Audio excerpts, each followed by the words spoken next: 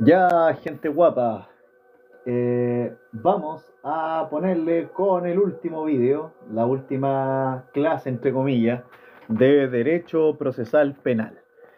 En concreto, vamos a hablar del juicio oral o la etapa de juicio dentro del procedimiento ordinario.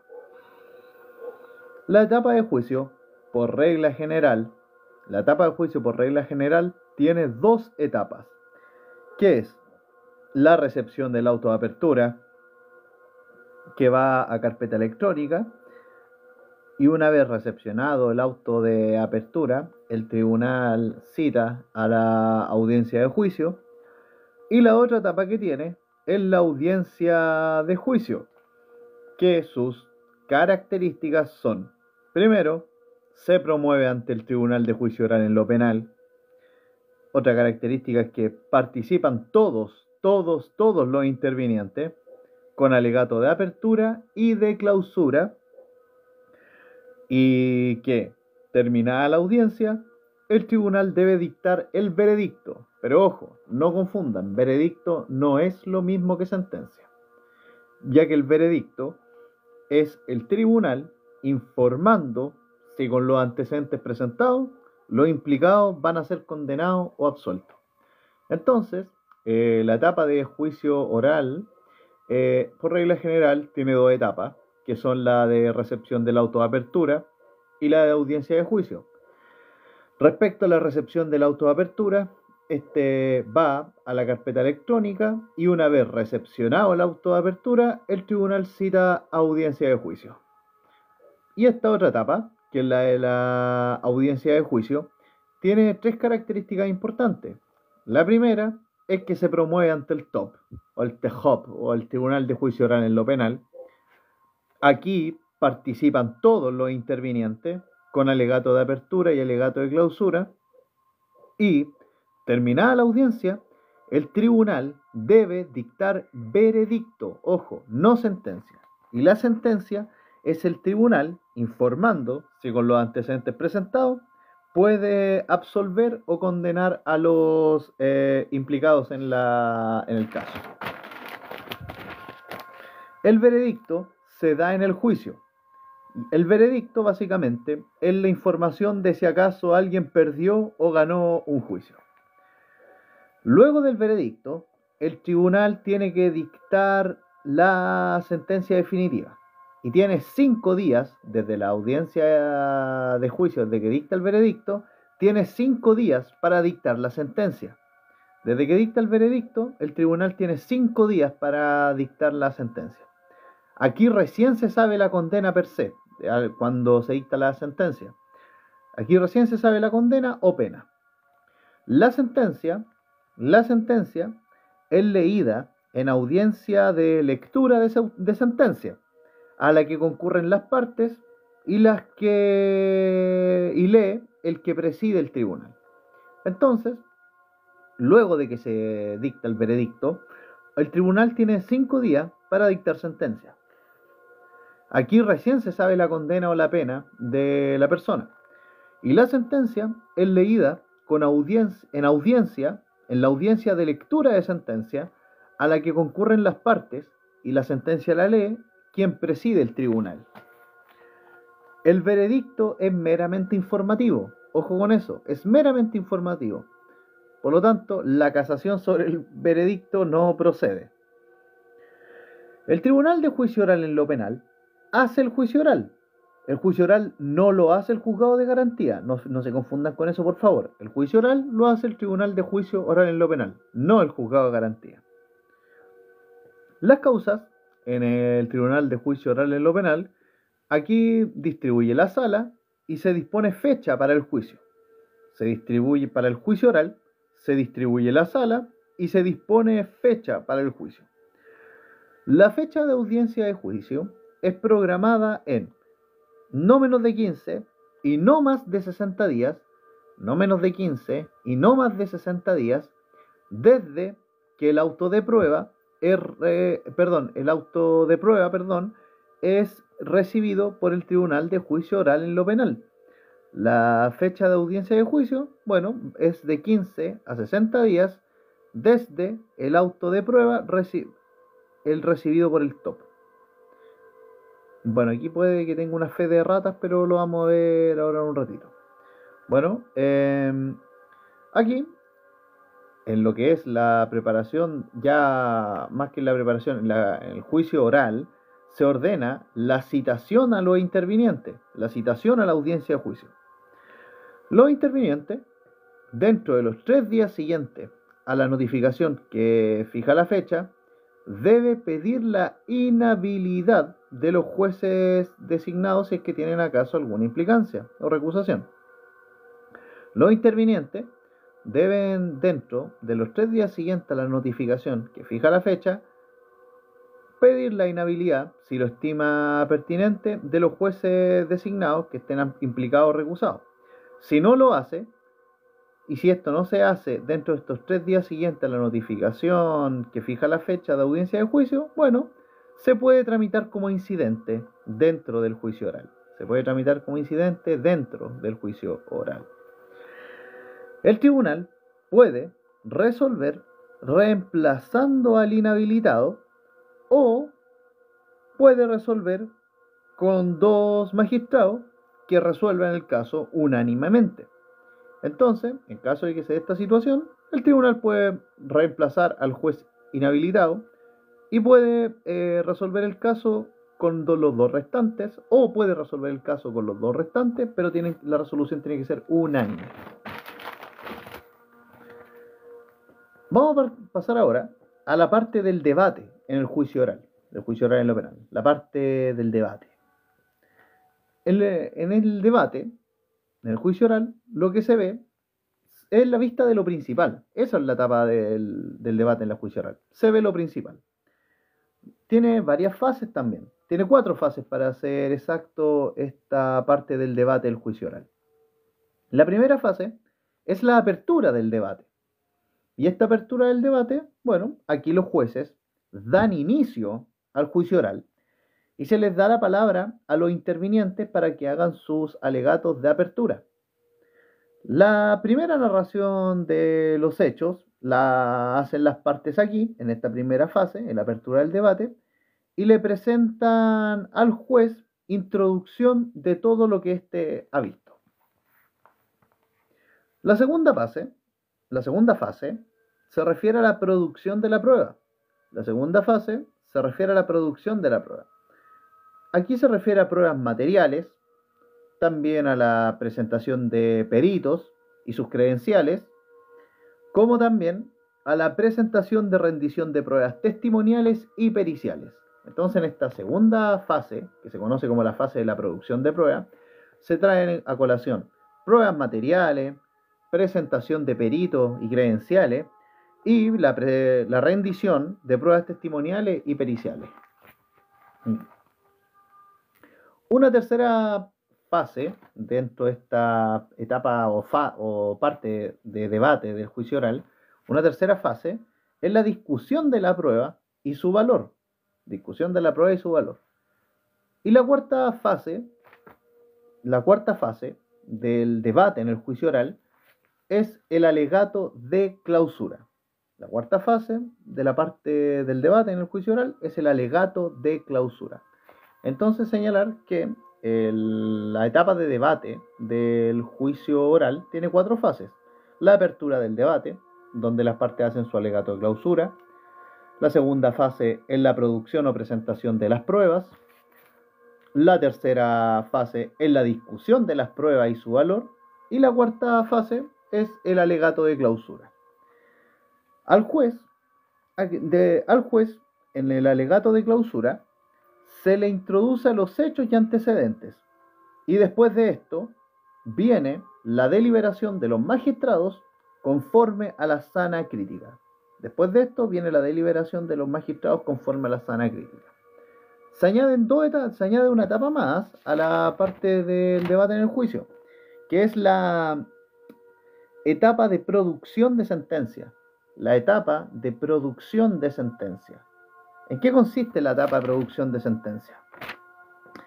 Bueno, pronunciada en audiencia, si son varias audiencias, bueno, señalar que la etapa de producción de audiencia se tiene que decir que la sentencia se tiene que pronunciar en la audiencia. Y si son varias audiencias, se pueden prorrogar hasta por 5 días, fijando el día de la audiencia de sentencia. Pero esto ya es más para casos complejos. Quédense ustedes que hay una etapa de producción de sentencia y con eso están al otro lado.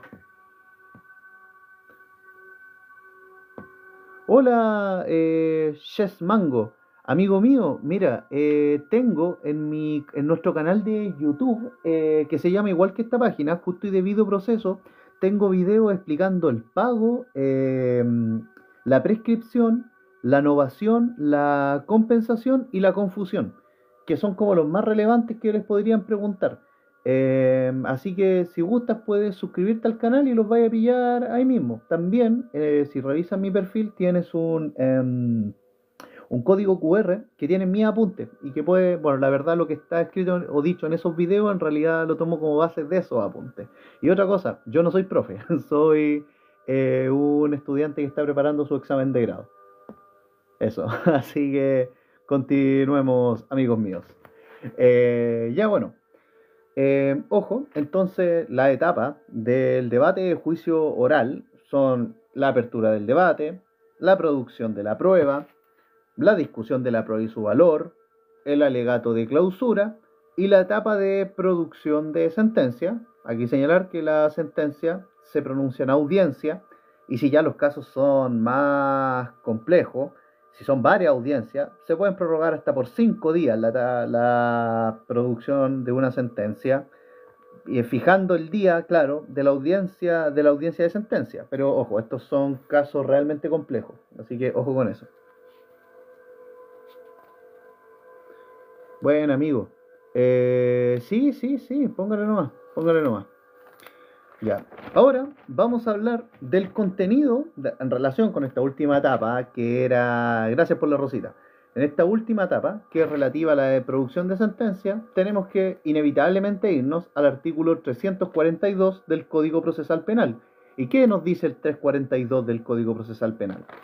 Es el contenido de la sentencia definitiva. Ojo con eso. Contenido de la sentencia definitiva. En los procedimientos civiles, la sentencia definitiva y su contenido está señalado en el artículo 170 del Código de Procedimiento Civil, más algunos requisitos que añade un auto acordado del año 1920, no recuerdo cuál, pero es del año 1920, que añade otros requisitos más. En materia procesal penal, el contenido de la sentencia está señalado en el artículo 342 del Código Procesal Penal. Y el contenido de una sentencia en materia procesal penal es, primero, la designación, o mención, mejor dicho, mención del tribunal y fecha de dictación de la sentencia, identificación de los acusados y de los acusadores. Segundo, la enunciación de los hechos que fueron objeto de la acusación, la defensa del acusado y o la pretensión reparatoria. Tercer punto, que es contenido de la sentencia definitiva en materia procesal penal, es la exposición clara de los hechos y fundamentos de los medios de prueba. Cuarto contenido son las razones legales y doctrinales de la sentencia. Quinto, la resolución, o sea, que al final es la decisión condenatoria o absolutoria que dicta el tribunal. Y bueno, sexto requisito, el nombre de los jueces y sus firmas, por lo general firma electrónica avanzada, y las costas.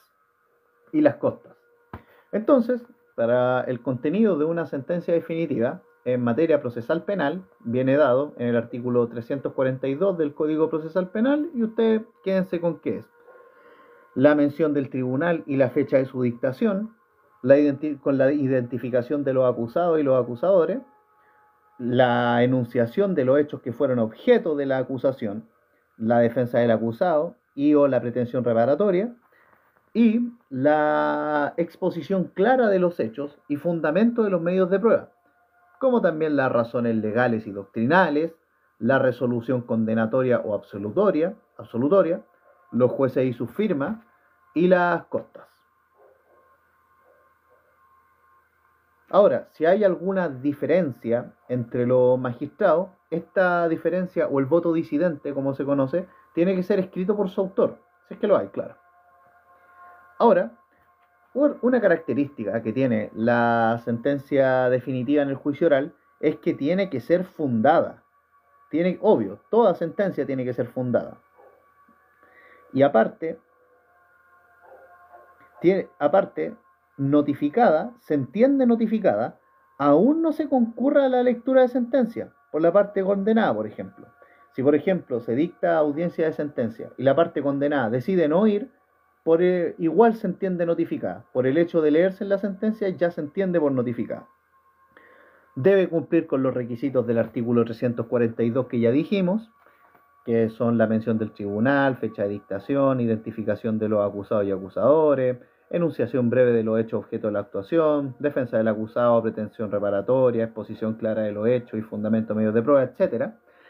Y, ojo, también debe pronunciarse sobre una acción civil. Sobre la acción civil, si es que, claro, se interpuso. Obvio, si no se interpuso no tiene que pronunciarse. Pero si se interpuso, la sentencia definitiva en este proceso se tiene que pronunciar. Bien, vamos a continuar con el juicio oral, claro, pero con las disposiciones generales sobre la prueba. Disposiciones generales sobre la prueba. Respecto a las disposiciones generales sobre la prueba, aquí, en el proceso penal, tenemos lo que se conoce como una excepción a nuestro sistema probatorio, o lo que se entiende por algunos como una excepción a nuestro sistema probatorio. ¿Cuál es? Que hay libertad de prueba. Libertad de prueba señalada en el artículo 295, libertad de prueba, artículo 295 del Código Procesal Penal, y que consta en que en hechos y circunstancias pertinentes por cualquier medio de prueba producido e incorporado conforme a la ley. Entonces la libertad probatoria se refiere a hechos y circunstancias pertinentes por cualquier medio producido e incorporado conforme a la ley. Acuérdense, revísenlo en el artículo 295 del Código Procesal Penal. Ahora, la oportunidad para la recepción de la prueba en materia de juicio oral está dada en el artículo 296, que señala que la prueba que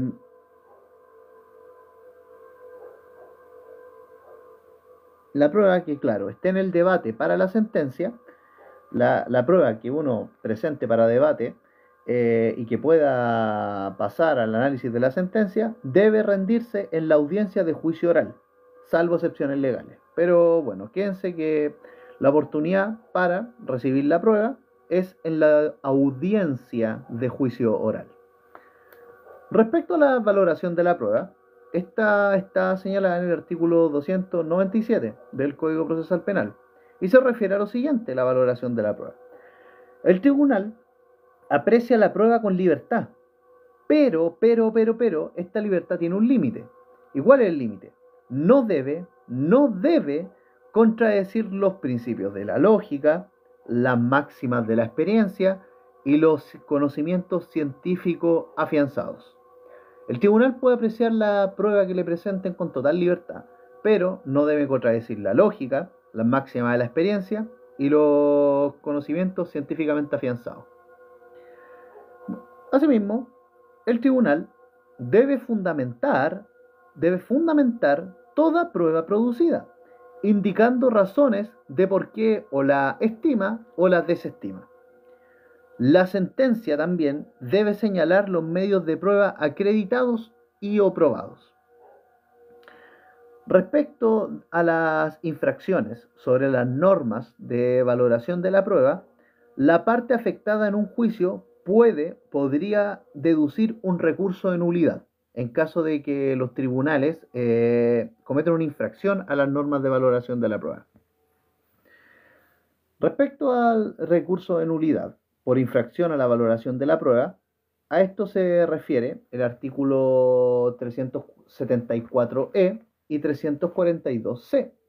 No se preocupen por los recursos, los vamos a ver en lo pronto. Por ahora estamos terminando la introducción al ramo de procesal penal duro. Los recursos penales los vamos a ver después. Pero bueno, los recursos de nulidad por infracción a la valoración de la prueba, podemos encontrar unas menciones a esto en los artículos 374E y 342C del Código Procesal Penal. Aquí están sus causales. Aquí la sentencia omite la exposición clara de los hechos y lógica de los hechos probados, sean favorables o no al imputado, más la valoración de los medios de prueba.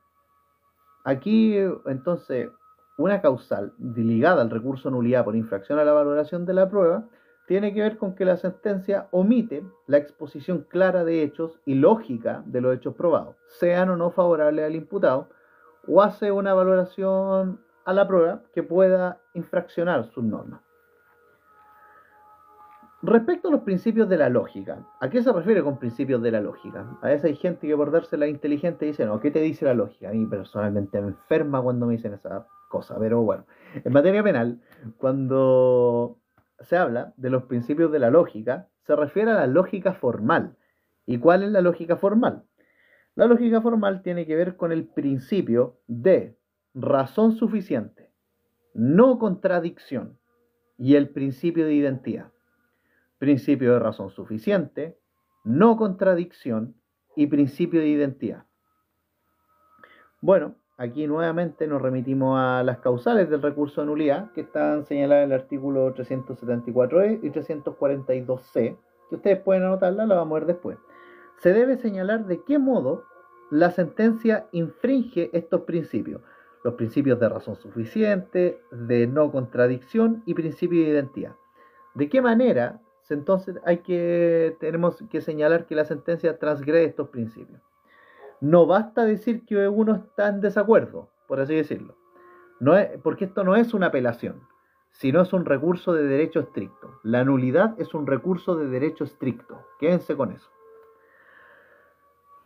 Nuevamente, para referirnos a la oportunidad de recepción de la prueba, señalar que la prueba que sirve de base para la sentencia, debe rendirse durante la audiencia de juicio oral. La oportunidad para recepcionar la prueba es durante la audiencia de juicio oral, salvo las siguientes excepciones. ¿Qué son? Que son las siguientes. Primero, la reproducción de declaraciones anteriores a la audiencia de juicio oral.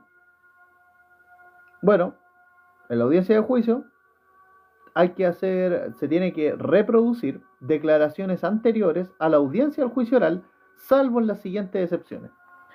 Primero, las declaraciones de testigos, peritos fallecidos, ausentes o con una incapacidad sobreviviente, siempre que se hubieran rendido como prueba anticipada ante el juez de garantía. Ojo con eso. Antes de la audiencia de juicio oral, entonces, se puede obtener o se puede recepcionar antes de la audiencia de juicio oral las declaraciones de testigos, peritos fallecidos, ausentes o con incapaz sobreviviente, siempre que lo hubieran rendido estas declaraciones como prueba anticipada ante el juez de garantía, no ante el tribunal de juicio oral en lo penal. Otra excepción son las declaraciones que constan en registros o dictámenes que las partes, con acuerdo del tribunal, acordaron incorporar. Otra excepción ligada con esto es que la no comparecencia de algunos testigos o peritos es imputable al acusado en determinados casos. Otra excepción a esta son las declaraciones realizadas por los coimputados rebeldes prestadas ante el juez de garantía. Estas declaraciones, que son previas al juicio oral, declaraciones realizadas por los coimputados rebeldes prestadas ante el juez de garantía, son una excepción a esta idea de que la prueba debe rendirse en la audiencia de juicio oral. Y por último, otra excepción son el fallecimiento o incapacidad sobreviniente respecto de testigos o peritos cuya declaración sea esencial, conforme a los artículos 280 y 191 del Código Procesal Penal. Y otra excepción a la rendición de pruebas en la audiencia de juicio oral son las lecturas para apoyo de memoria en la audiencia de juicio oral. No sé si está quedando claro hasta acá. Por favor, si no se entiende, agradecería que me digan en los comentarios, ¿vale? Por favor. Respecto a las excepciones de rendición de la prueba oral, entonces la regla general es que se rindan en la audiencia de juicio oral, salvo las siguientes excepciones. Declaraciones de testigos o peritos fallecidos, ausentes o con incapacidad sobreviniente, siempre que se hubieran rendido como prueba anticipada ante el juez de garantía, declaraciones que consten en registros o dictámenes que las partes, con acuerdo del tribunal, acordaron incorporar, declaraciones realizadas por coimputados rebeldes, prestadas ante el juez de garantía, fallecimiento o incapacidad sobreviniente a testigos o peritos cuya declaración sea esencial, y antecedentes fundados sobre la retractación de la víctima, más informes y antecedentes. Y otra excepción es, claro, la lectura de apoyo de memoria en la audiencia de juicio oral. Nuevamente, por favor, necesito saber si van entendiendo. Por favor. Bueno, al parecer sí. Vale, muchas gracias. Bien, vamos a ir por digregando algunas de estas. Gracias, Damián, muchas gracias. Respecto a la lectura para apoyo de memoria en la audiencia de juicio oral, tenemos que señalar lo siguiente.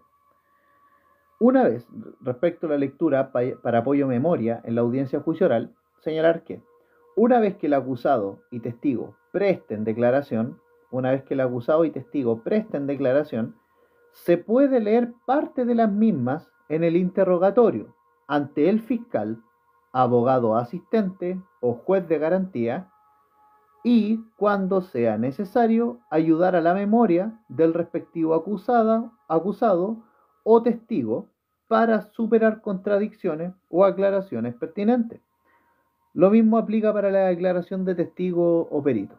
Entonces, respecto a la lectura para apoyo de memoria en una audiencia de juicio oral, que es una excepción a la rendición de prueba de la audiencia de juicio oral, respecto a esto, una vez que el acusado y testigo presten declaración, se puede leer partes de la misma en el interrogatorio ante el fiscal, abogado asistente o juez de garantía, cuando sea necesario ayudar a la memoria del respectivo acusado o testigo para superar contradicciones o aclaraciones pertinentes. Lo mismo aplica para las declaraciones de testigo o perito. Bien, muchas gracias a los que están apoyando este pequeño live. Muchas gracias. Bien, vamos ahora a hablar de los testigos en el juicio oral. Testigos en el juicio oral. Ojo, no existen testigos inhábiles en procedimientos penales, a diferencia de procedimientos civiles.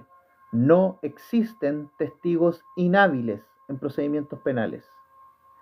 Los intervinientes podrán dirigir al testigo preguntas destinadas a determinar la credibilidad de sus declaraciones, los vínculos con los afectados u otro defecto de idoneidad.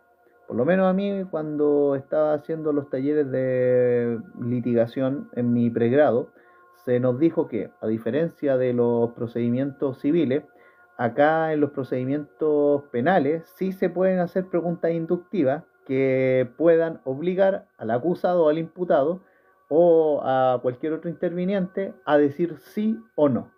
Una respuesta afirmativa o una respuesta negativa. Eso no se puede hacer en procedimientos civiles, pero en procedimientos penales sí. Uno puede jugar, puede, por así decirlo, a ver, ¿cómo decirlo para que no suene feo? Acorralar al testigo, a la persona que está prestando declaración. Entonces, respecto a los testigos en el juicio oral, no existen testigos inhábiles en procedimientos penales. Y los intervinientes podrán dirigir al testigo preguntas destinadas a determinar la credibilidad de sus declaraciones, sus vínculos con los afectados u otro defecto de idoneidad. El testigo debe dar razón circunstanciada de los hechos sobre los cuales declara. El testigo debe dar razón circunstanciada de los hechos sobre los cuales declara. Ahora vamos a hablar de otro tema que es bastante interesante, que es cuáles son los deberes de los testigos. ¿Qué deberes tienen los testigos? Bueno, estos están señalados en el artículo 298 y 300 del Código Procesal Penal. Y los deberes de los testigos son comparecer y declarar. Comparecer y declarar son los deberes de los testigos. Aunque hay excepciones al deber de comparecencia, que viene a estar señalado en el artículo 300 del Código Procesal Penal. Pero vamos con los deberes de los testigos, que es comparecer y declarar. Toda persona no exceptuada por ley está obligada a comparecer y hacer declaración testimonial cuando reciba llamamiento legal para ello. Las excepciones legales ustedes pueden verlas en el artículo 17, inciso final del Código Penal. ¿Y quiénes son las personas exceptuadas? El papá, la mamá, los hermanos, el cónyuge, el conviviente civil del imputado. Su madre, su padre, su hermano o su pareja, cónyuge, no tienen ninguna obligación de testificar en su contra. Eso es lo bacán del derecho penal, que cuida los vínculos familiares. Estas son las personas que están exceptuadas por ley para prestar declaración. Entonces, claro, todos deberes de los testigos, bueno, toda persona no exceptuada por ley, como ya las que dijimos, está obligada a comparecer y hacer declaración testimonial cuando recibe llamamiento legal para ello. Si ustedes no comprenden este grupo de personas señaladas en este artículo, el 17, inciso final del Código Penal, están obligados a comparecer. Si el testigo no comparece por causa injustificada, se procede conforme al artículo 35 y 299 del Código Procesal Penal. ¿Qué significa esto? Medidas de apremio, que o puede valerse de la fuerza pública para que lo agarren y lo lleven a comparecer, o le pueden imponer una multa que por lo general va de 1 a 4 UTM, pero quédense con una multa. Multa o medidas de apremio, si no comparecen por motivo injustificado. Ahora vamos con las excepciones al deber de comparecencia. Aparte de las que ya le mencioné, del artículo 17, inciso final, están señaladas algunas en el artículo 300 del Código Procesal Penal. ¿Y cuáles son estas excepciones al deber de comparecencia que señala el artículo 300 del Código Procesal Penal? Son, primero, el presidente de la República o expresidentes de la República, ministros de Estado, parlamentarios, miembros de la Corte Suprema o miembros del Tribunal Constitucional, la Contraloría General de la República o el Fiscal Nacional. También están dentro de estas excepciones el comandante en jefe de las Fuerzas Armadas, Carabineros de Chile, Policía de Investigaciones, los individuos con inmunidad diplomática, como por ejemplo un embajador, y quien por enfermedad grave u otro impedimento realmente calificado estén imposibilitados de declarar. Ojo con eso. Vamos a hablar ahora de la facultad de abstenerse. Que ojo, porque el derecho penal protege el orden de la familia. Ojo con eso.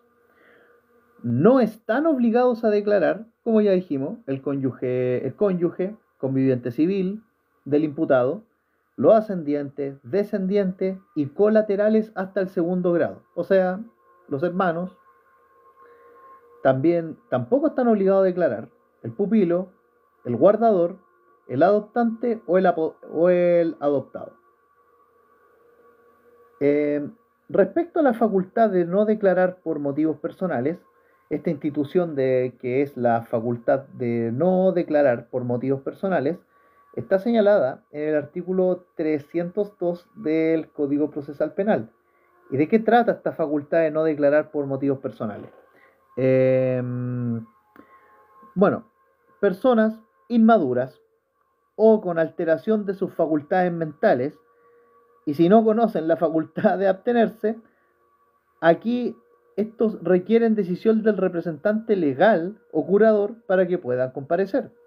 Persona inmadura, inmaduras quizás se refiere a personas menores de 12 años o 14, o con alteración de sus facultades mentales, alguna persona que pueda tener alguna condición mental, y si no conocen la facultad de abstenerse, por motivos ya señalados, estas requieren decisión del representante legal o curador para que puedan participar en el proceso. Ahora, esto no obsta en todos los casos, esto no obsta en todos los casos que hayan testigos menores de edad que sí puedan comparecer, ¿cachai?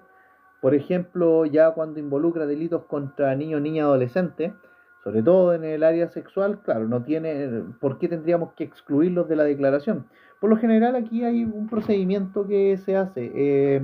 Las preguntas se la pasan al juez y el juez en sala, solo con el niño, niña, adolescente, le hace las preguntas pertinentes.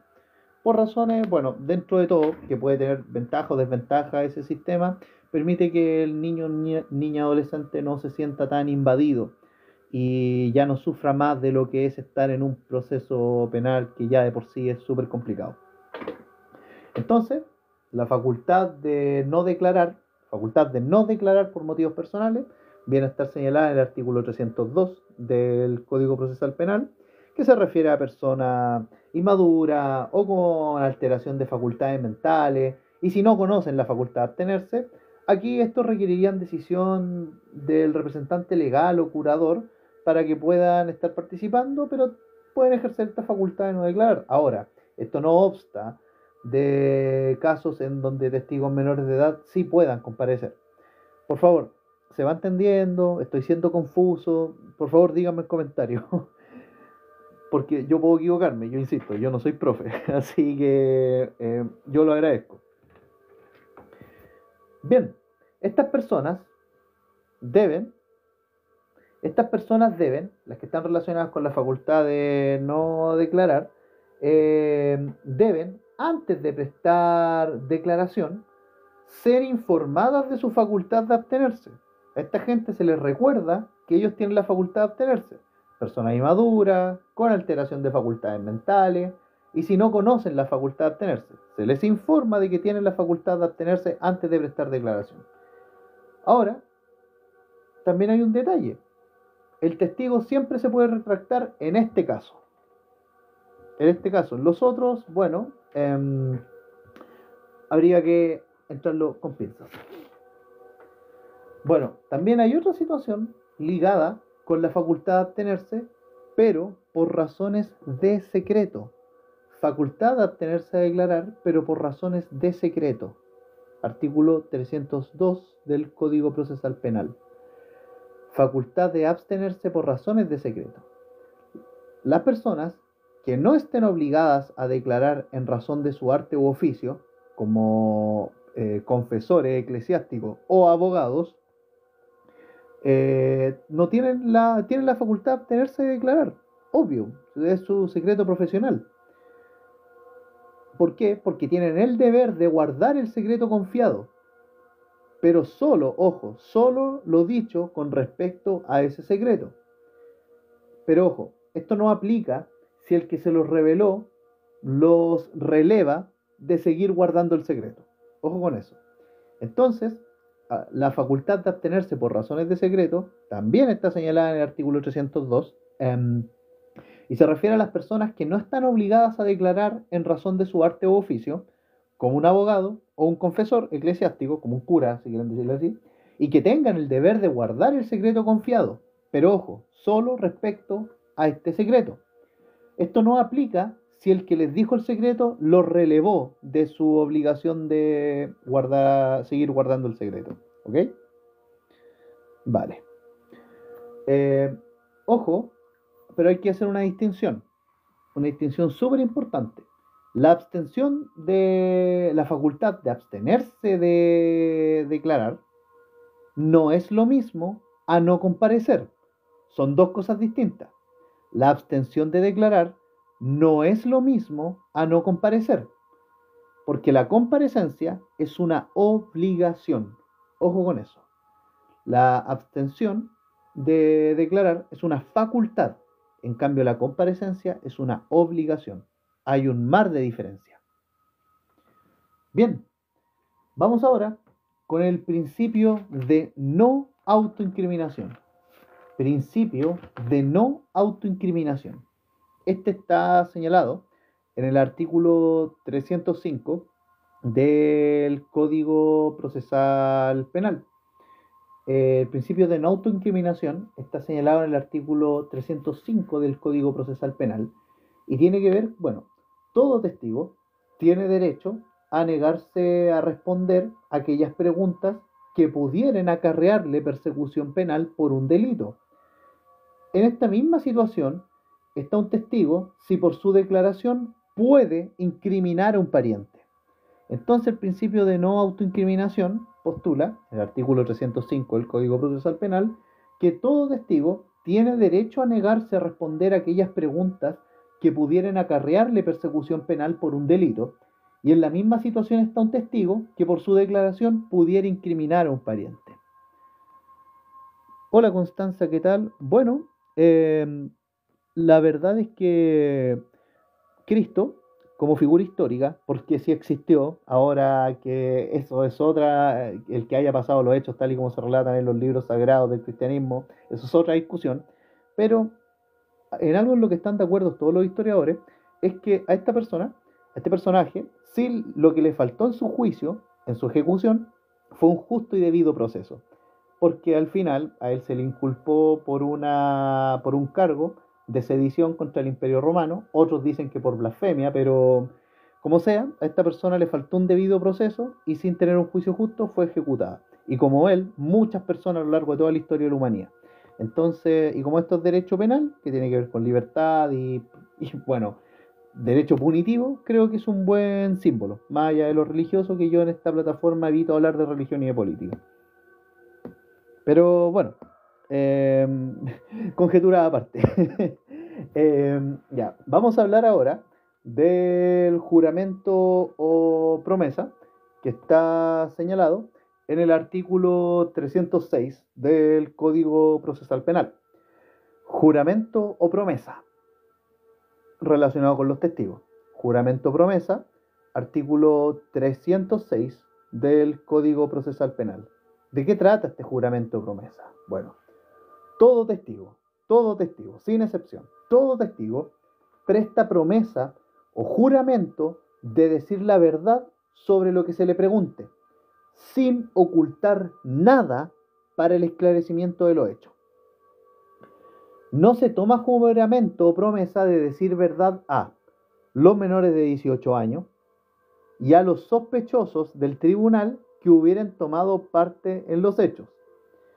Esto consta en los registros sobre omisión de prestar juramento o promesa de decir verdad y aparte de sus causas, claro. Entonces, el juramento o promesa, institución señalada en el artículo 306 del Código Procesal Penal, señala que todo testigo debe prestar promesa o juramento de decir la verdad sobre lo que se le pregunte, sin ocultar nada para el esclarecimiento de los hechos. No se toma juramento o promesa de decir verdad a los menores de 18 años o a los sospechosos de que el tribunal considere que hubieran podido formar parte de los hechos. Esto consta en registros sobre omisión de prestar juramento o promesa de decir verdad. Y se señalan las causas también, claro.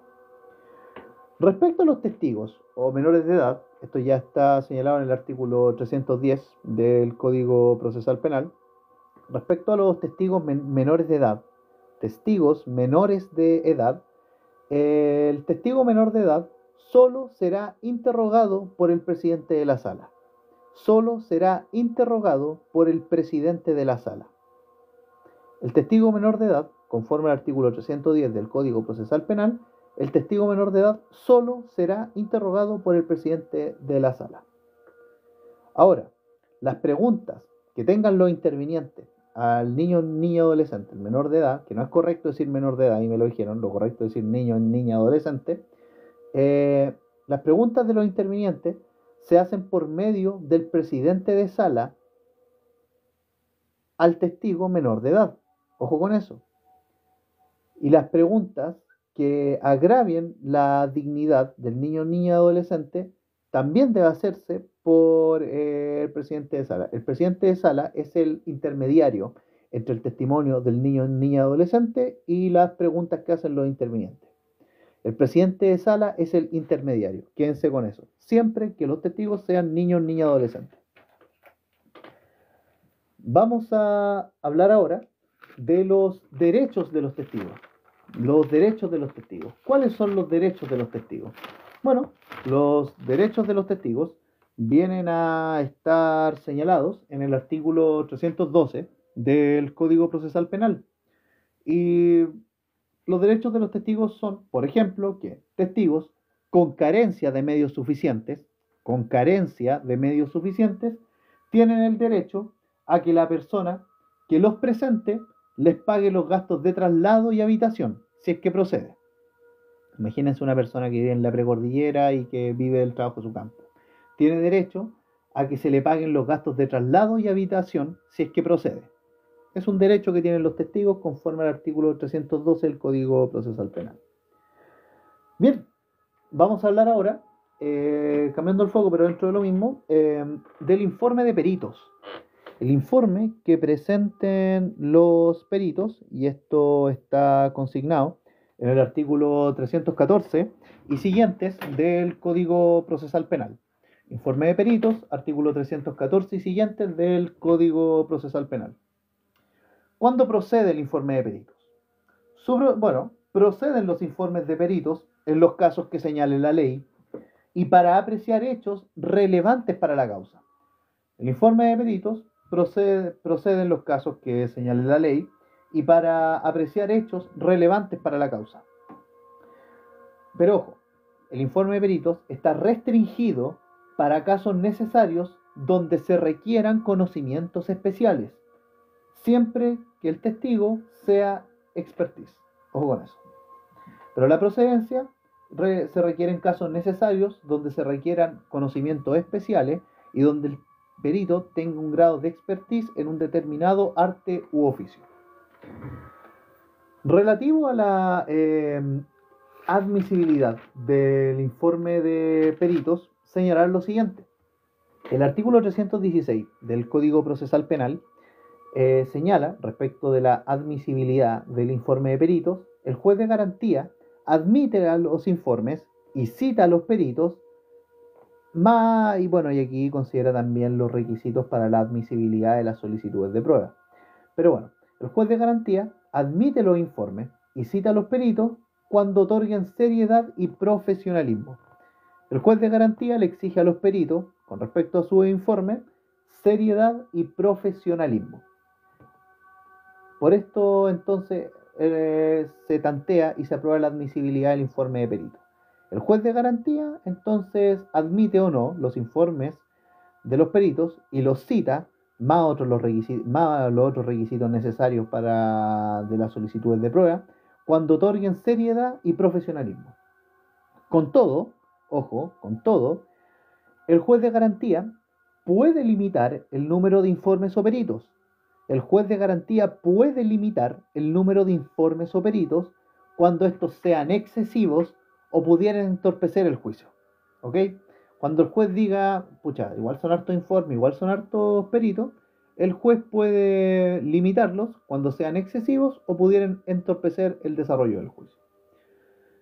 ¿Cuál es el contenido del informe de los peritos?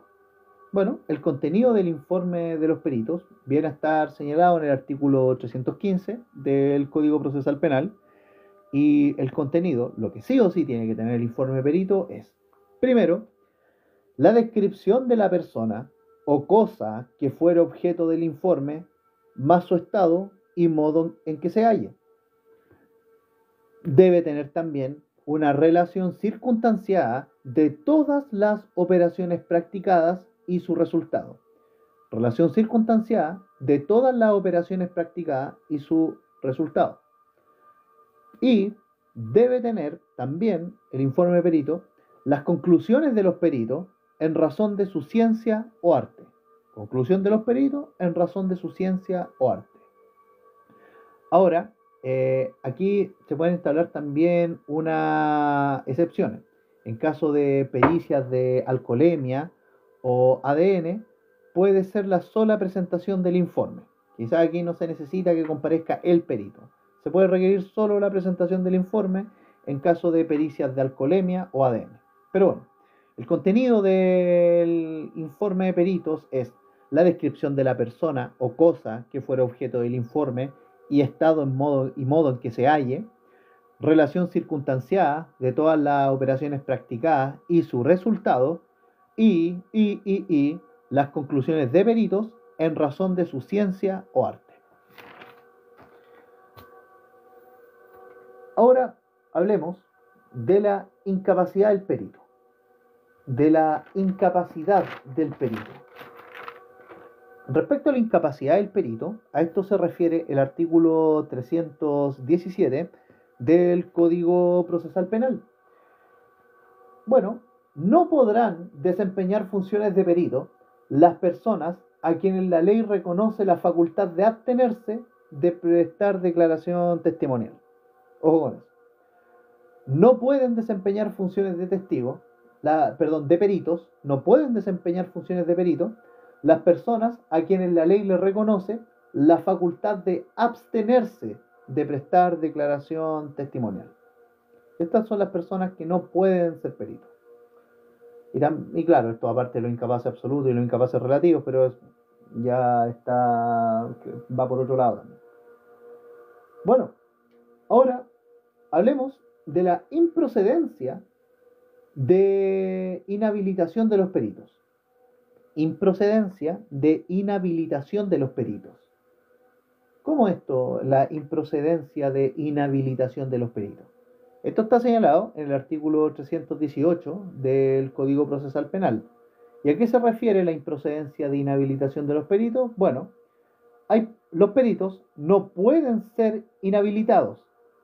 Los peritos no pueden ser inhabilitados. No pueden ser inhabilitados. Se les pueden dirigir preguntas orientadas. Lo que sí pueden hacer es que se les pueden dirigir a los peritos preguntas orientadas a determinar su idoneidad, imparcialidad y rigor técnico y su renta.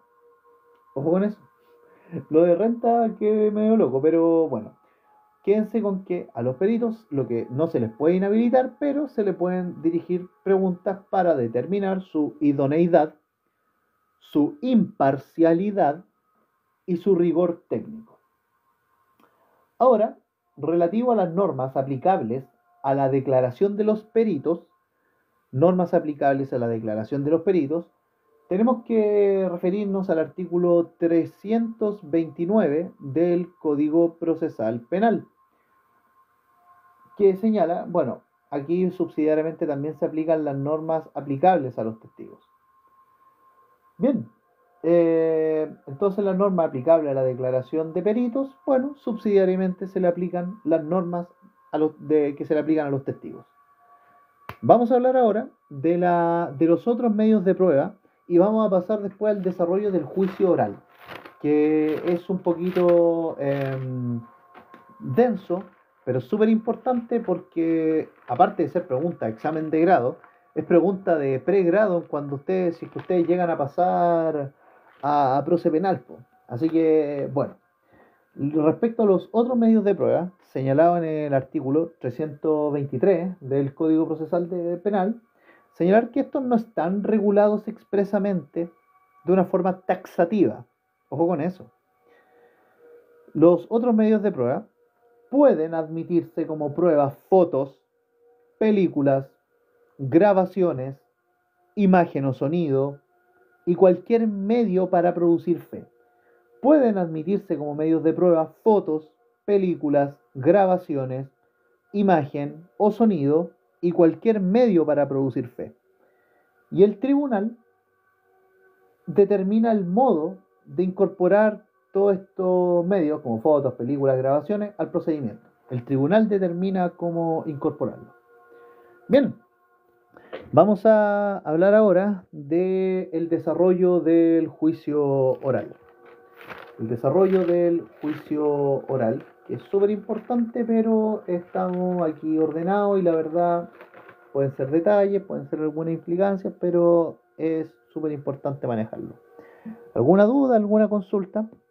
Adelante, antes de que retomemos.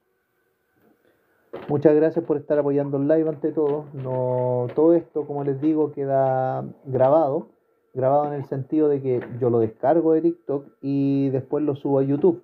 En YouTube está gratis, pueden pillar prácticamente todas las clases que hemos hecho aquí en esta plataforma, subidas, y para que ustedes puedan ingresar. Recordarles que ustedes pueden ingresar al perfil acá, meterse al QR y descargar mis apuntes, mi esquema y todo lo demás, que ojo, no lo he subido todo por falta de tiempo, pero ya en su debido momento van a estar ahí mismo. Bien, vale, Richard, muchas gracias. Pero recuerda, yo no soy profe.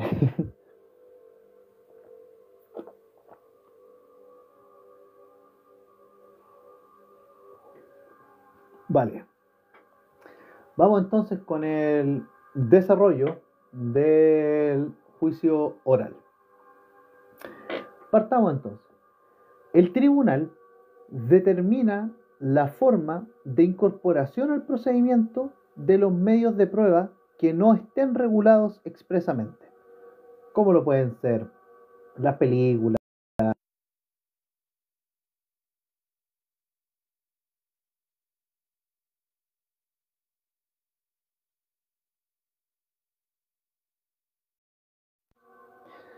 como dije, perdón, el tribunal determina la forma de incorporar al procedimiento los medios de prueba no regulados expresamente, conforme al artículo 323 del Código Procesal Penal, que puede ser película, foto, fotografía o cualquier medio para producir fe.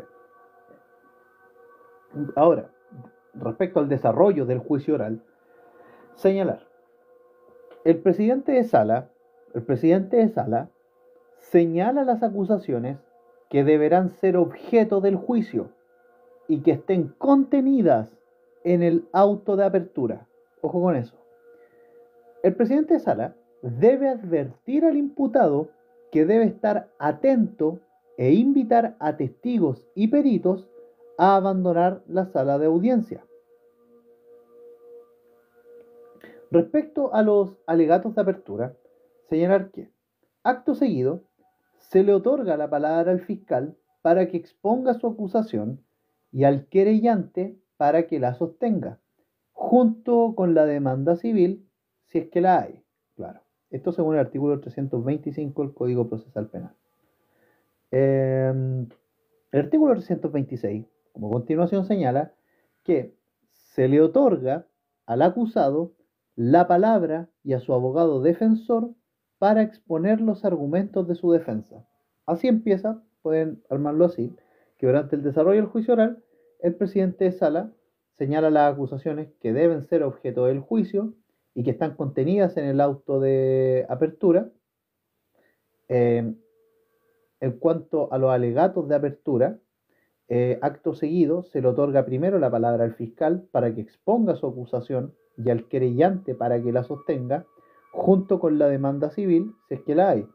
El artículo 326 del Código Procesal Penal señala que se le otorga al acusado la palabra y a su abogado defensor para exponer los argumentos de su defensa. El acusado podrá prestar declaración, ojo con eso, el acusado podrá prestar declaración y el juez presidente le permitirá manifestarse sobre las acusaciones que se le formularon en su contra. El acusado podrá ser interrogado directamente y en este orden por las siguientes personas, por los siguientes intervinientes, perdón. El acusado podrá ser interrogado directamente y en este orden por las siguientes personas, o interviniente en el proceso, es más correcto decir. El fiscal, el querellante, el defensor y los jueces. Fiscal, querellante defensor y jueces. En ese orden se interroga al acusado. Fiscal, querellante, defensor, jueces. Y ojo, en cualquier estado del juicio, el acusado puede solicitar ser oído con el fin de aclarar sus dichos. Eso es para que no lo saquen de contexto y no lo malinterpreten. En cualquier estado del juicio, el acusado puede solicitar ser oído con el fin de aclarar sus dichos. El acusado podrá comunicarse libremente con su abogado defensor durante el juicio, siempre que no perturbe el orden de la audiencia. No puede hacer, pero ojo, no puede hacerlo mientras preste la declaración. Respecto al orden de recepción de las pruebas en la audiencia de juicio oral, a esto se refiere el artículo 328 del Código Procesal Penal. El orden de recepción de las pruebas en la audiencia de juicio oral señala que cada parte determina el orden en que se rinde su prueba. Primero, la prueba ofrecida para acreditar hechos y peticiones de la acusación y demanda civil, si es que la hay.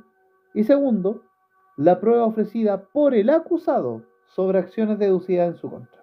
Entonces el orden de recepción de las pruebas es el siguiente. Bueno, cada parte determina el orden en que rinde su prueba, pero primero se ofrece la prueba de la parte querellante, se ofrece la prueba para acreditar hechos y peticiones de la acusación y demanda civil, si es que la hay.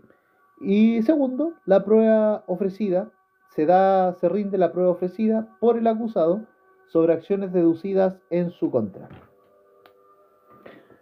Respecto a los peritos y testigos durante la audiencia de juicio oral, peritos y testigos durante la audiencia de juicio oral, esto viene a estar señalado en el artículo 329 del Código Procesal Penal y señala que en la audiencia, tanto peritos como testigos deben ser interrogados personalmente. Esta declaración personal no puede ser sustituida por la lectura de registros en que consten sus declaraciones anteriores u otros documentos, salvo lo especificado ya en los artículos 331 y 332. Pero bueno, entonces los peritos y testigos en la audiencia deben ser interrogados personalmente y su declaración personal no puede ser sustituida por lectura de registro en que consten sus declaraciones anteriores u otros documentos, salvo los casos ya señalados, los artículos 331 y 332 del Código Procesal Penal. Relativo a la declaración de los testigos, esta declaración de los testigos se sujeta al interrogatorio de las partes. La declaración de los testigos se sujeta al interrogatorio de las partes. Los peritos deben exponer brevemente el contenido y las conclusiones de su informe, y después se procede a la interrogación del mismo por las partes. En el interrogatorio, los primeros que hacen el interrogatorio son los que ofrecieron la prueba. Los primeros que le hacen el interrogatorio a los testigos o a los peritos, porque se les aplica subsidiariamente las mismas reglas, son los que ofrecieron la prueba. Si en el juicio intervienen como acusadores el Ministerio Público y querellante particular, o este se realiza contra dos o más acusados, si en el juicio intervienen como acusadores el Ministerio Público y un querellante particular, o este juicio se realiza contra dos o más acusados, se concede sucesivamente la palabra a acusadores y acusados según corresponda. Entonces, en caso en que si en el juicio intervienen como acusadores el Ministerio Público y el querellante particular, o el juicio se realiza contra dos o más acusados, se concede sucesivamente la palabra a los acusadores y acusados según corresponda.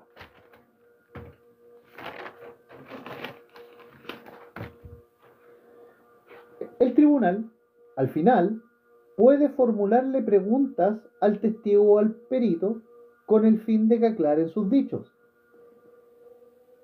Ahora, por solicitud de alguna de las partes, el tribunal puede iniciar un nuevo interrogatorio a los peritos y testigos que ya declararon en la audiencia. Por solicitud de alguna de las partes, el tribunal puede iniciar un nuevo interrogatorio a los peritos o testigos que ya declararon en la audiencia.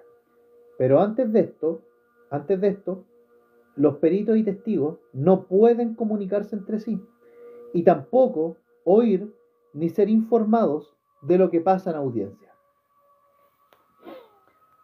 Luego, ahora, relativo a los peritos y testigos que por motivos graves no pueden comparecer en la audiencia de juicio, señalar de que pueden hacerlo por videoconferencia o cualquier otro medio apropiado para su interrogatorio o contrainterrogatorio.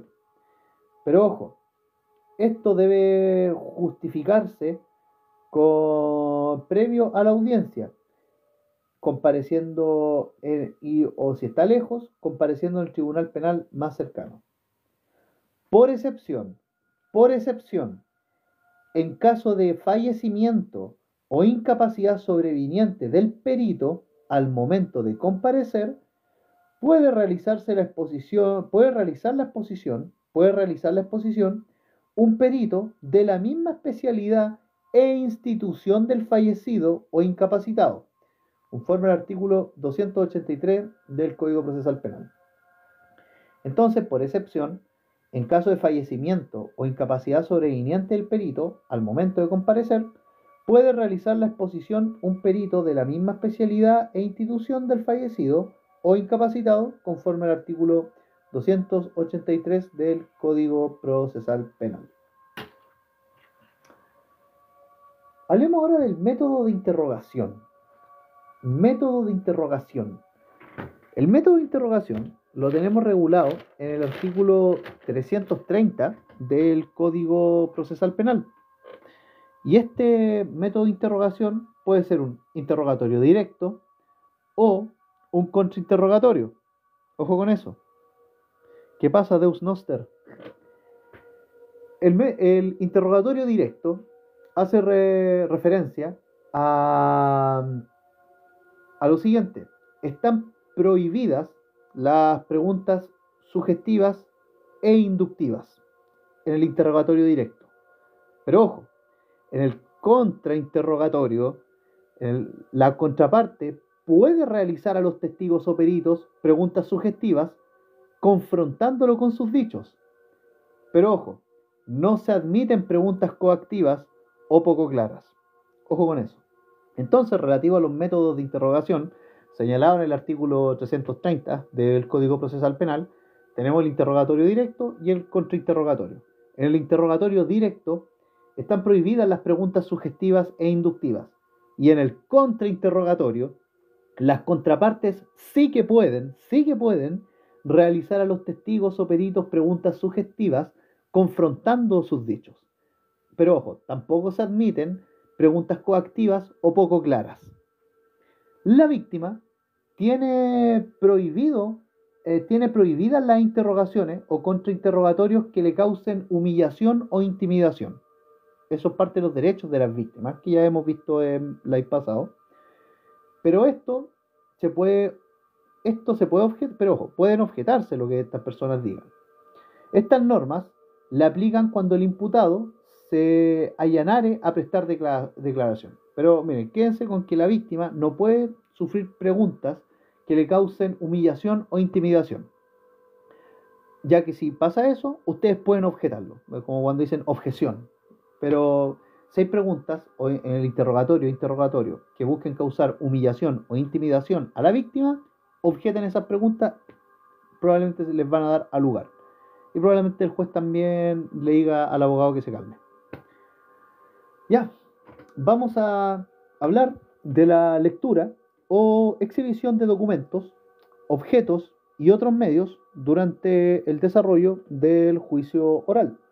Lectura o exhibición de documentos, objetos u otros medios, conforme lo señala el artículo 334 del Código Procesal Penal. Respecto a la lectura o exhibición de documentos, estos tienen que ser leídos y exhibidos en debates, indicando su origen. Ojo con eso. respecto a los objetos que constituyen evidencia en un caso, como por ejemplo una pistola, deben ser exhibidos y examinados por las partes. Y respecto a las grabaciones u otros medios electrónicos, estos se reproducen en la audiencia o por otro medio idóneo. Entonces, respecto a la lectura, exhibición de documentos, objetos y otros medios, ojo con el artículo 334, porque cada uno de estos tiene su forma de presentarlo. Documentos deben leerse y exhibirse en los debates, indicando el origen de los documentos. Los objetos que constituyen evidencia deben exhibirse y ser examinados por las partes, y grabaciones u otros medios electrónicos se reproducen en la audiencia por medios idóneos. Se reproducen en la audiencia por medios idóneos. Ojo, aquí hay una prohibición que está señalada en el artículo 331 y 332 del Código Procesal Penal. Hay una prohibición durante el desarrollo del juicio oral, que es la prohibición de lectura y registro de documentos. Prohibición de lectura de registros y documentos. No se puede convocar ni dar lectura como medio de prueba las diligencias y actuaciones realizadas por la policía o el Ministerio Público. Lo mismo con actas o diligencias declaradas nulas o que se hayan obtenido por vulneración de garantías fundamentales. Eso, por lo general, está en la carpeta electrónica y es incluso redundante leerlo. Entonces, no se puede dar lectura ni convocar como medio de prueba diligencias y actuaciones realizadas por la policía o el Ministerio Público. Tampoco actas o diligencias declaradas nulas o que se hayan obtenido por vulneración de garantía o derechos fundamentales. Vamos a hablar ahora de la prueba nueva. ¿Qué pasa si durante el desarrollo del juicio hay una nueva prueba? Bueno, la prueba nueva está regulada en el artículo 366 del Código Procesal Penal y es aquella, la prueba nueva, es aquella que no se ofrece oportunamente y la parte interesada solicita que se rinda en el juicio oral. Es aquella que no se ofrece oportunamente y la parte interesada solicita que se rinda en el juicio oral. El tribunal ordena su recepción si es que se justifica. Si es que se justifica de la parte solicitante que no sabían de su existencia hasta ese momento. Entonces el tribunal ordena la recepción de esta prueba nueva si se justifica de la parte solicitante que no sabía su existencia hasta ese momento. Hola, don Carlos, muchas gracias. Bueno, si al rendirse la prueba surge una nueva controversia, el tribunal puede autorizar la presentación de nuevas pruebas destinadas a esclarecer ciertos puntos, aunque no hayan sido ofrecidos oportunamente y siempre que no haya sido posible prever su necesidad. Vale. Bien, vamos a referirnos ahora al alegato final y clausura de la audiencia de juicio oral. Ya va quedando poquito para que terminemos esta parte del estudio del juicio ordinario en proceso penal, en sede penal. Bueno, vamos con el alegato final y la clausura de la audiencia del juicio oral, que esto está señalado en el artículo 338 y siguientes del Código Procesal Penal. Concluida la recepción de las pruebas, el juez, presidente de sala, otorgará sucesivamente la palabra al fiscal, al actor civil y defensor para que expongan sus conclusiones. Concluida la recepción de pruebas, entonces el juez le otorga la palabra al fiscal, al defensor y al actor civil para que expongan sus relativas conclusiones. Para determinar el tiempo de la palabra, se toma en consideración la extensión del juicio. Ojo con eso. Se otorga al fiscal, acusador particular, actor civil y defensor el derecho a réplica. ¿Qué son las réplicas? Bueno, solo respecto a conclusiones planteadas por las demás partes. Ojo con eso.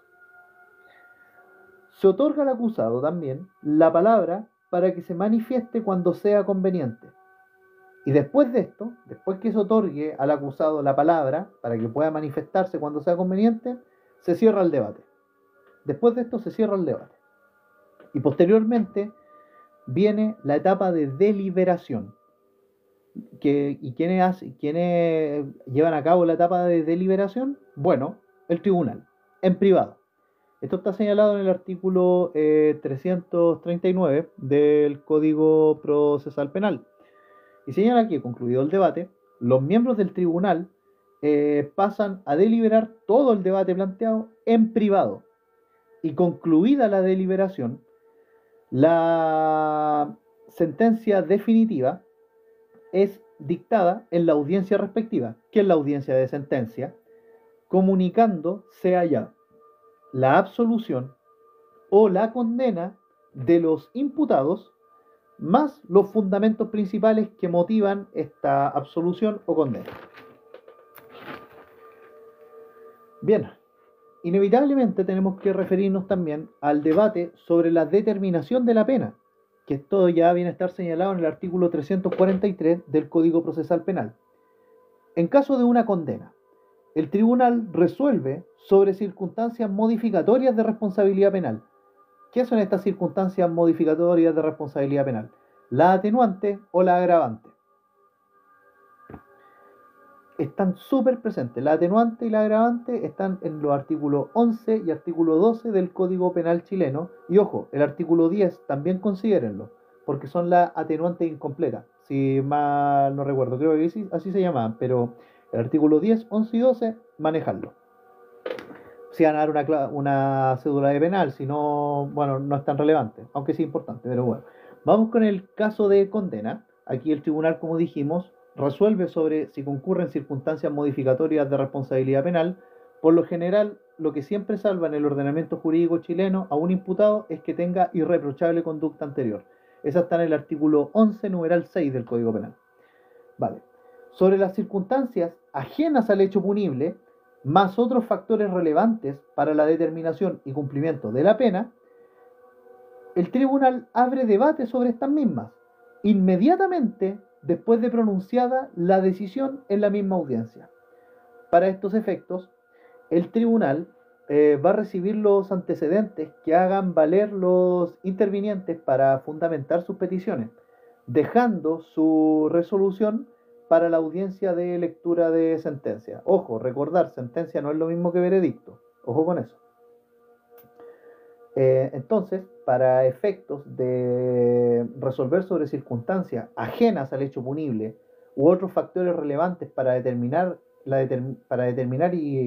la pena y su cumplimiento, el tribunal abre debate inmediatamente de pronunciada la sentencia, pronunciada la decisión, en la misma audiencia, y para estos efectos el tribunal recibe los antecedentes que hagan valer los intervinientes para fundamentar sus peticiones, dejando su resolución para la audiencia de lectura de sentencia. Vale. Refirámonos ahora a la convicción que se forma el tribunal. Convicción que se forma el tribunal. Bueno, esto está señalado en el artículo 340 del Código Procesal Penal. La convicción que se forma el tribunal tiene que atender a lo siguiente. Primero, que ninguna persona, nadie, puede ser condenado por un delito, sino cuando el tribunal adquiriere, más allá de toda duda razonable, la convicción de que realmente se hubiese cometido el hecho punible, que es objeto de la acusación, más consideración a la participación y la pena. Pero ojo, ninguna persona puede ser condenada por un delito si es que el tribunal no adquiere, más allá de toda duda razonable, la convicción de que realmente esta persona cometió el hecho punible, que es objeto de la acusación y que también participó en el mismo. El tribunal forma su convicción sobre la base de la prueba producida durante el juicio oral. El tribunal forma su convicción sobre la base de la prueba producida durante el juicio oral. No se puede condenar a una persona por el solo mérito de su declaración. No se puede condenar a una persona por el solo mérito de su declaración. Ojo con eso. Aquí tenemos que referirnos, junto con esto, al principio de la congruencia. ¿Qué es el principio de la congruencia? El principio de la congruencia, en materia penal al menos, procesal penal, viene a estar señalado en el artículo 341 del Código Procesal Penal y señala que la sentencia condenatoria no puede exceder el contenido de la acusación. La sentencia condenatoria no puede exceder el contenido de la acusación. No se puede condenar por hechos que no están en la acusación. En materia procesal civil, esto se conoce como ultra petita.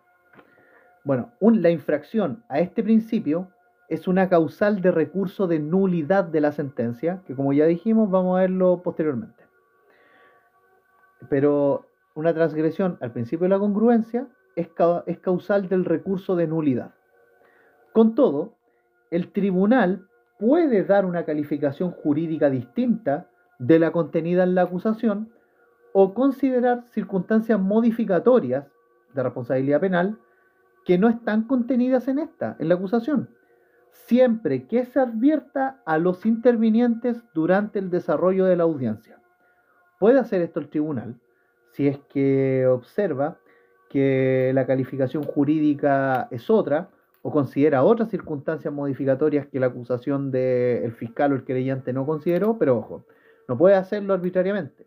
Tiene que advertirlo a los intervinientes durante la audiencia. Bueno, el artículo 300, eso respecto al artículo 341. Ahora vamos a referirnos al contenido de la sentencia definitiva a propósito de la audiencia de juicio oral. El contenido de la sentencia definitiva es el siguiente.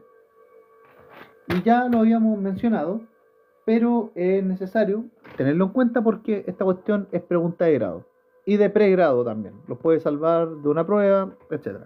El contenido de la sentencia definitiva en juicio oral es, primero, la mención del tribunal y la fecha de dictación de la sentencia, más la identificación del acusado y los acusadores.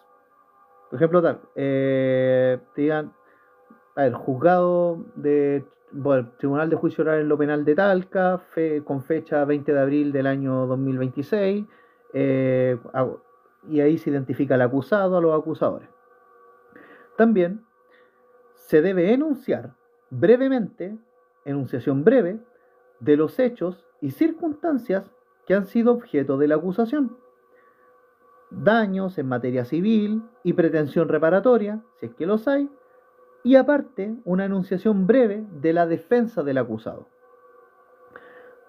Tiene que tener también esta sentencia definitiva una exposición clara, lógica y completa de los hechos y circunstancias que se dieron por probadas, favorables o desfavorables al acusado. Exposición clara, lógica y completa de los hechos y circunstancias que se dieron por probados, favorables o desfavorables al acusado.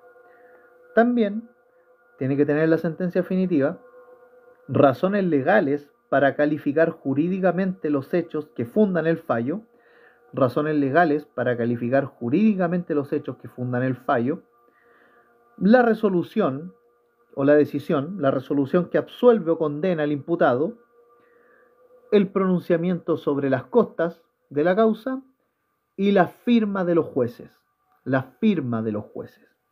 Y voto disidente, redactado por el que no está de acuerdo con esto, pero que tiene que escribirlo por él. Si es que hay voto disidente, claro.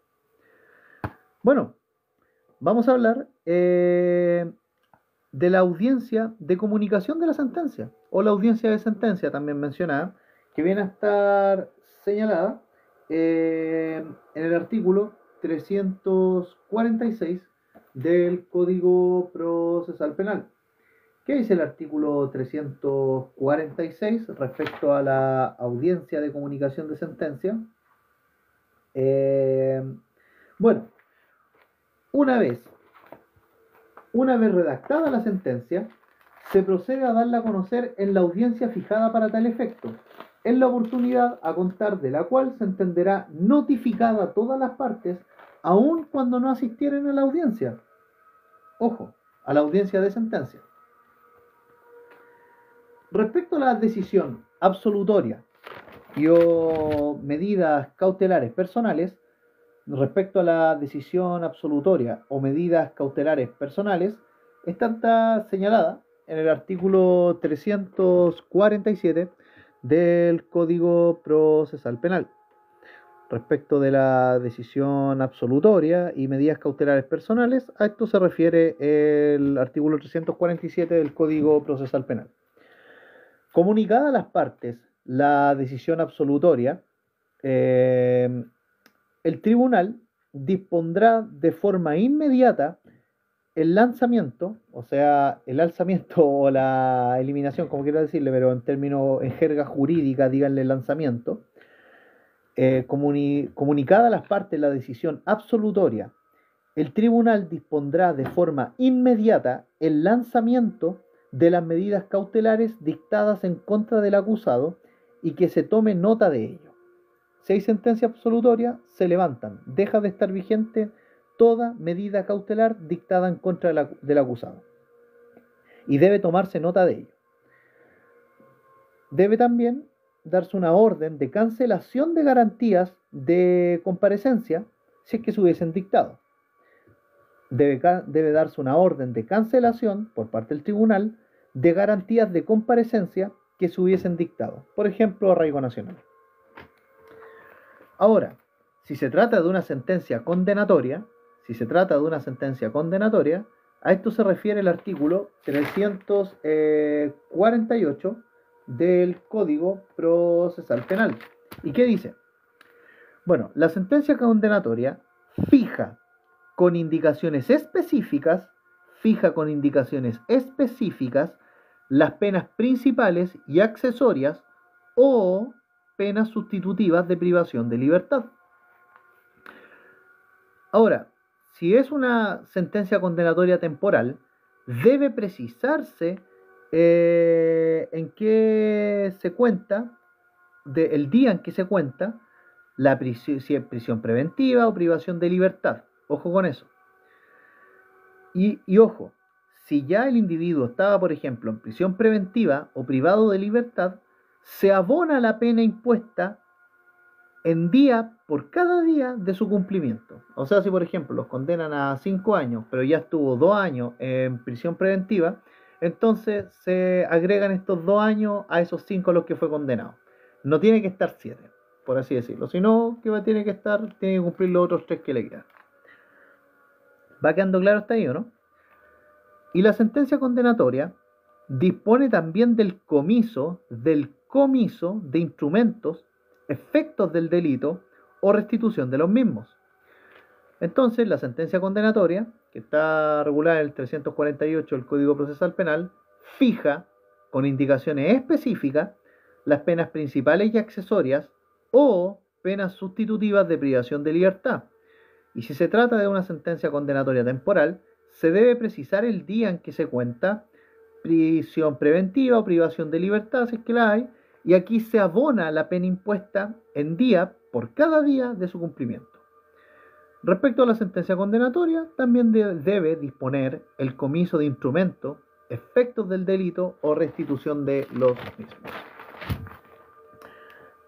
También, y continuando con la sentencia condenatoria, y ya con esto terminamos, es que cuando se hubiere declarado falso un instrumento público, en todo o en parte, el tribunal ordenará devolución, cancelación o modificación de acuerdo con la sentencia.